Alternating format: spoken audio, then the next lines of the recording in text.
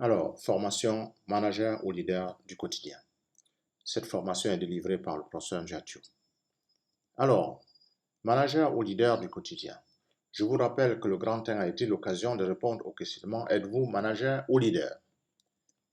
Le grand 2, manager ou leader, l'importance de motiver ses équipes.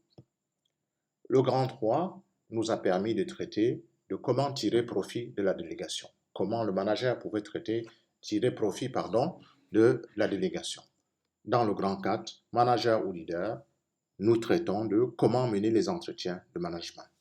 Et à ce titre, nous avons vu dans la vidéo précédente ce qu'était un entretien de management. Et nous avons défini un entretien comme étant une conversation entre deux ou plusieurs personnes dont l'objectif était d'apporter une solution à un problème d'entreprise. Et on a vu que pour que ces entretiens de management réussissent, ils devaient avoir lieu dans un cadre approprié pour permettre, n'est-ce pas, aux parties en conversation de véritablement trouver des solutions idoines aux problèmes qui concernent l'entreprise. Alors, on a vu aussi que ces entretiens de management devaient utiliser des outils. Et c'est de cela qu'il est question dans cette vidéo. Quels sont donc les outils utilisables dans les entretiens de management? Parmi ces outils, nous avons la grille sociodynamique ou la carte des acteurs. Alors, la grille sociodynamique ou la carte des acteurs est une grille qui se présente comme celle que nous avons à l'écran. En ordonnée, on a la synergie. En abscisse, on a les antagonismes. Et qu'est-ce que nous dit cette grille sociodynamique? Cette grille sociodynamique nous dit que au sein d'une organisation, l'entreprise, lorsqu'il y a un projet, le manager explique, n'est-ce pas, les tenants et les aboutissants de son projet. Et lorsque ces tenants et les aboutissants de ce projet sont suffisamment expliqués, les acteurs de l'entreprise vont avoir des attitudes.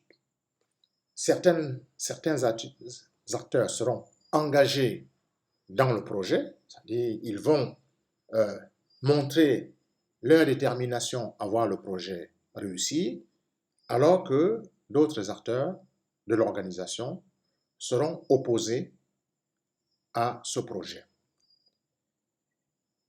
D'autres encore seront des grognons, c'est-à-dire des gens qui, malgré tout, ne sont pas d'accord à ce que le projet voit le jour.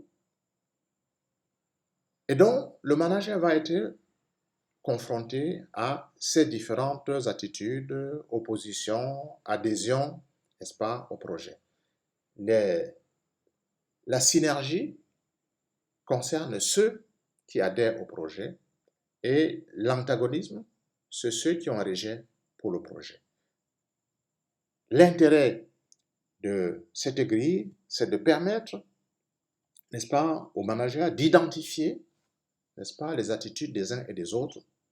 Et cette identification des attitudes des uns et des autres va permettre aux managers de savoir sur qui s'appuyer, n'est-ce pas, pour faire réussir le projet. Alors, retenons que on peut être engagé pour le projet et puis être opposant sur la manière dont le manager entend conduire le projet. On est pour le projet, mais la manière d'implémenter le projet peut faire qu'on soit opposant. On n'est pas opposant pour le projet, mais on est opposant sur la manière. Ce qui veut dire que les individus, les acteurs d'un projet peuvent avoir différentes positions par rapport au projet.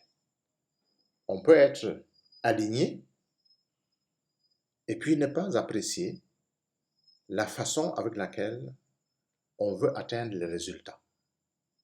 Donc, il revient au manager, à travers cette grille, d'identifier, n'est-ce pas, les différents acteurs sur lesquels s'appuyer pour réussir le projet. Et généralement, les constructifs ou triangles d'or, comme vont l'appeler certains auteurs, sont des gens sur lesquels le manager va s'appuyer, n'est-ce pas, pour distiller la bonne information, pour retourner les opposants, les grognons et les irréductibles, n'est-ce pas, en faveur du projet. Voilà, grosso modo, la manière avec laquelle il faut lire la grille sociodynamique, mais retenir que un acteur peut avoir plusieurs positions par rapport au même projet. Merci pour votre écoute.